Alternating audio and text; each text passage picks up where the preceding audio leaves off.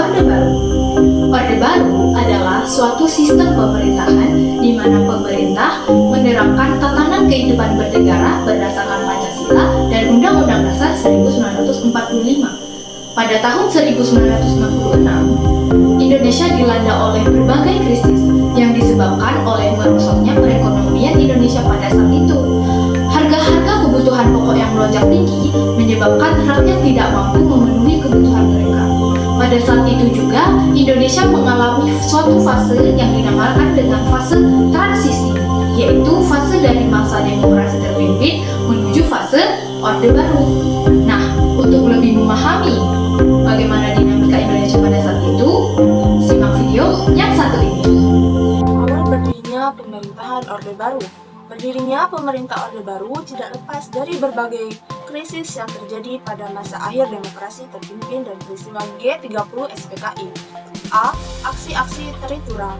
Pada 1960-an, Indonesia berada di dalam kondisi politik yang kacau akibat kebijakan Presiden Soekarno yang berlawanan dengan negara-negara barat. Sikap anti-neokolonialisme dan anti-neoliberalisme menyebabkan Indonesia kehilangan dukungan internasional, terutama setelah peristiwa G30 SPKI pada 1965. Situasi semakin memburuk dengan berkembangnya sentimen anti-PKI dan anti-Soekarno pada 1966. Demonstrasi besar-besaran terjadi dipimpin oleh kelompok sipil yang membentuk kesatuan aksi seperti Kesatuan Aksi Mahasiswa Indonesia atau KAMI, Kesatuan Aksi Pelajar Indonesia atau KAPI, Kesatuan Aksi Pemuda Pelajar Indonesia atau KAPPI, dan lainnya, yang kemudian bergabung membentuk Front Pancasila. Mereka menuntut pembubaran PKI dan perbaikan ekonomi. Kesatuan aksi ini mengusung trituntutan rakyat atau Tritura yang terdiri dari tiga tuntutan utama: pembubaran PKI dan ormas-ormasnya, pembersihan unsur PKI dari kabinet, dan perbaikan ekonomi dengan menurunkan harga kebutuhan pokok. Ketika tuntutan Tritura tidak dipenuhi, aksi protes semakin intens, termasuk bentrok antara pasukan Cakrawirawa dan demonstran pada 24 Februari 1966 yang menyebabkan kematian mahasiswa Arif Rahman Hakim. Sebagai reaksi, Presiden Soekarno membubarkan KAMI pada 25 Februari 1966 yang justru memicu lebih banyak protes, terutama dari mahasiswa Bandung yang melanjutkan perjuangan dengan membentuk Presiden Arif Rahman Hakim. Gerakan mahasiswa terus berlanjut meskipun KAMI dibubarkan. Demonstrasi demi demonstrasi termasuk aksi pada 8 Maret 1966 di depan gedung Departemen Luar Negeri semakin memperburuk ketegangan dengan Soekarno. Menanggapi hal ini, Soekarno menghimbau masyarakat untuk berhati-hati terhadap provokasi dan isu-isu yang berkembang. Meskipun begitu, aksi mahasiswa tetap berlanjut, mencerminkan keteguhan mereka dalam menuntut pelaksanaan Tritura. Surat Perintah 11 Maret. Surat Perintah 11 Maret atau Super Semar. Setelah peristiwa G30 SPKI, situasi nasional kacau, sehingga Presiden Soekarno berdialog dengan Letjen Soeharto mengenai solusi untuk memulihkan kondisi negara. Letjen Soeharto berpendapat bahwa pemulihan tidak akan tercapai tanpa memenuhi tuntutan rakyat, termasuk membubarkan PKI. Namun Presiden Soekarno menolak pembubaran PKI karena bertentangan dengan konsep Nasakom. Pada 11 Maret 1966, 3 perwira tinggi Angkatan Darat, yaitu Major Basuki Rahmat, Brigjen Yusuf, dan Brigjen Amir Mahmud, bertemu dengan Soekarno dan menyatakan kesiapan TNI, terutama Angkatan Darat, untuk menangani situasi. Pertemuan ini menghasilkan Super Semar, yaitu surat perintah dari Presiden Soekarno kepada Letjen Soeharto untuk memulihkan keamanan dan kewibawaan pemerintah. Setelah menerima Super Semar, Soeharto mengambil langkah-langkah besar, termasuk membubarkan PKI dan mengendalikan pergerakan organisasi pendukungnya.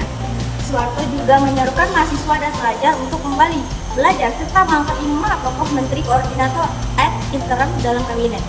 Pada Juni 1966, MPRS mengukuhkan Super Semar melalui ketetapan nomor 11 MPRS 1966, menjadikan mandat ini berlaku hingga terbentuknya MPR baru pada 1968. Dualisme kepemimpinan. Super Semar pada Juni 1966 memberikan Legend Soeharto kewenangan menjalankan pemerintahan saat Presiden Soekarno berhalangan, sehingga menimbulkan dualisme kepemimpinan. Pada 22 Februari 1967, Soekarno melepaskan jabatannya dan MPRS melalui Ketetapan Nomor 33 MPRS 1967 mencabut kekuasaan Soekarno serta mengangkat Soeharto sebagai pejabat presiden pada 12 Maret 1967. Setahun kemudian, 27 Maret 1968, Soeharto dilantik sebagai Presiden Republik Indonesia, menandai dimulainya Orde Baru. Setelah pemerintahan Orde Baru dalam upaya menciptakan stabilitas politik. Pemerintahan Orde Baru yang dimulai dengan Presiden Soeharto tujuan menciptakan stabilitas politik di Indonesia melalui berbagai kebijakan. Berikut adalah langkah utama yang diambil. Pertama, politik pendekatan keamanan dan politik sipil. Soeharto mengonsolidasikan kekuatan dari pihak yang mendukung pemerintah dan mengurangi pengaruh kelompok yang mengancam. Reorganisasi lembaga negara juga dilakukan, serta pendirian Golkar untuk mempermudah kontrol terhadap massa. Yang kedua, pelaksanaan pemilihan umum. Pemilu pertama pada masa Orde Baru dilaksanakan pada 1971. Meskipun awalnya direncanakan pada 1968, pemilu dilaksanakan 6 kali. 1971, 1972, 1977, 1982, 1987, 1992, dan 1997 dengan berpartisipasi 10 partai politik. Yang ketiga, fusi partai. Menjelang pemilu 1977, pemerintah menggabungkan beberapa partai politik untuk mengurangi persaingan yang dianggap mengganggu stabilitas. Hasilnya, lahir 3 partai besar, PPP atau Partai Islam, PDI, Partai Nasionalis dan Non-Islam, dan Golkar, golongan fungsional. 4. Difungsi ABRI. ABRI peran ganda sebagai lembaga pertahanan sekaligus pengambil keputusan dalam pemerintahan. ABRI mendapat 20% kursi di DPR, menjadikan kekuatan dominan pada politik Indonesia, menciptakan kesan militeristik. Kemudian yang kelima, penyeragaman ideologi. Pancasila dijadikan asas tunggal untuk semua organisasi politik dan diimplementasikan melalui penataran P4 yang wajib diikuti oleh seluruh pegawai negeri dan mahasiswa. Politik luar negeri bebas aktif. Jadi pada masa Orde Baru Indonesia berusaha untuk mengembalikan politik luar negeri yang bebas dan aktif. Ya, yang memiliki prinsip dasar yaitu sejak awal kemerdekaan Indonesia. Yang berarti Indonesia tidak ingin terkait dengan blok-blok kekuatan di dunia. Tujuan utama penerapan politik luar negeri bebas aktif ini adalah untuk memulihkan stabilitas nasional setelah masa pemerintahan yang penuh dengan ketegangan dan juga konflik. Nah, tujuan lainnya adalah untuk mempercepat pembangunan di dalam negeri. Kebijakan politik luar negeri yang diterapkan pada masa Orde Baru memberikan banyak pelajaran penting bagi kita. Salah satunya adalah bagaimana sebuah negara bisa beradaptasi dengan situasi global yang berubah dan tetap menjaga kedaulatan serta meningkatkan hubungan internasional demi kesejahteraan bangsa. Jadi, salah satu upaya pemerintah adalah melakukan rehabilitasi ekonomi. Pada masa Orde Baru, pemerintah berupaya memulihkan ekonomi Indonesia yang mengalami keterpurukan akibat inflasi yang tinggi dan utang luar negeri yang sangat besar.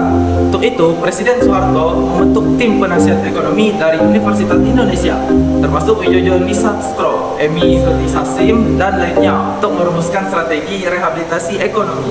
Strategi tersebut meliputi 3 langkah utama. Yang pertama, mengatasi masalah utang. Pemerintah menunda pembayaran utang luar negeri melalui diplomasi di Paris Club dan London Club, serta memperoleh bantuan dari Intergovernmental Group on Indonesia atau IGGI. Yang kedua, kerjasama dengan IMF. Pemerintah bergabung dengan IMF dari Bank Dunia, mendapatkan bantuan dana sebesar 174 miliar US dollar. Yang ketiga, membuka investasi asing dan domestik. diterbitkan Undang-Undang Penanaman Modal Asing UU Nomor 1 Tahun 1967 dan Penanaman Modal Dalam Negeri Undang-Undang Nomor 6 Tahun 1968 untuk menarik investasi dengan berbagai insentif pajak bagi investor. Implementasi pembangunan pada masa Orde Baru. Pelaksanaan pembangunan nasional yang dilaksanakan pemerintah Orde Baru berdasarkan pada trilogi pembangunan yang mencakup aspek-aspek berikut. Yang pertama, stabilitas nasional yang sehat dan dinamis. Yang kedua, pertumbuhan ekonomi yang cukup tinggi. Dan yang ketiga, pemerataan pembangunan dan hasil-hasilnya menuju terciptanya keadilan sosial bagi seluruh rakyat Indonesia. Majelis Permusyawaratan Rakyat atau MPR juga menetapkan garis besar haluan negara atau GBHN sebagai pedoman umum untuk program pembangunan nasional. Implementasi program-program tersebut diarahkan pada beberapa bidang berikut. Yang pertama pada bidang pertanian. Pada masa Orde Baru, sektor pertanian menjadi fokus utama untuk meningkatkan perekonomian rakyat, mengingat mayoritas penduduk Indonesia bekerja sebagai petani. Pemerintah menerapkan kebijakan ekstensifikasi, intensifikasi, mekanisasi, dan diversifikasi pertanian, serta membentuk bulog untuk mendukung produktivitas pertanian. Kebijakan ini mendukung revolusi hijau untuk meningkatkan hasil pertanian dan kesejahteraan petani. Kemudian pada bidang ekonomi, berbagai kebijakan ekonomi diterapkan pada program pembangunan. Yang pertama, peningkatan peran BUMN. Pada masa Orde Baru, BUMN memiliki peran penting dalam perekonomian Indonesia. Pemerintah melalui Undang-Undang Nomor 9 Tahun 1969 mengambil alih pengelolaan BUMN dengan mengalihkan kewenangan pengawasan dari instansi teknis ke Departemen Keuangan sebagai pengawas tunggal. Kemudian, memperluas lapangan kerja. Pemerintah Orde Baru menciptakan lapangan kerja melalui proyek padat karya dan pembangunan daerah. Dampak kebijakan di bidang politik. Dampak kebijakan politik Orde Baru mencakup beberapa hal utama. Yang pertama ada otoritarianisme. Presiden Soeharto mengendalikan pemerintahan secara sentralistik dengan pemerintah daerah memiliki peran terbatas, menciptakan dominasi kekuasaan yang besar. Yang kedua ada penyimpangan demokrasi. Pemilu tidak menghasilkan pergantian kekuasaan yang signifikan dengan contohnya Soeharto tetap berkuasa selama 6 periode.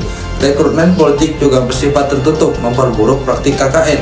Yang ketiga, ada dominasi Golkar. Kebijakan fusi partai membuat Golkar mendominasi politik dengan dukungan ABRI dan PNS, sementara partai lain hanya pelengkap. Yang keempat, ada pembatasan kebebasan pers. Pemerintah mengontrol media dan memperedel pers yang kritis, mengurangi kebebasan berpendapat. Yang kelima, yaitu terakhir, ada aksi demonstrasi. Ketidakpuasan terhadap kebijakan pemerintah memicu demonstrasi dan kerusuhan seperti peristiwa Malari, Tanjung Priok, dan Trisakti. Dampak kebijakan di bidang ekonomi. Pada masa Orde Baru, pemerintah mengutamakan stabilitas nasional melalui rehabilitasi ekonomi dan pembangunan berkelanjutan.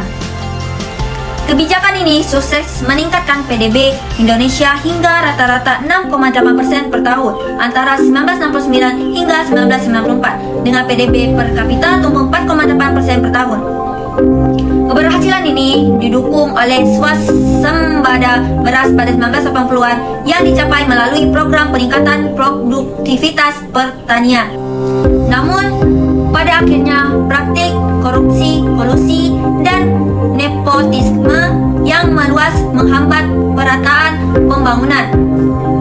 Krisis moneter global pada 1997 memperparah situasi, memicu krisis multidimensional yang mengakhiri era Orde Baru pada Mei 1998.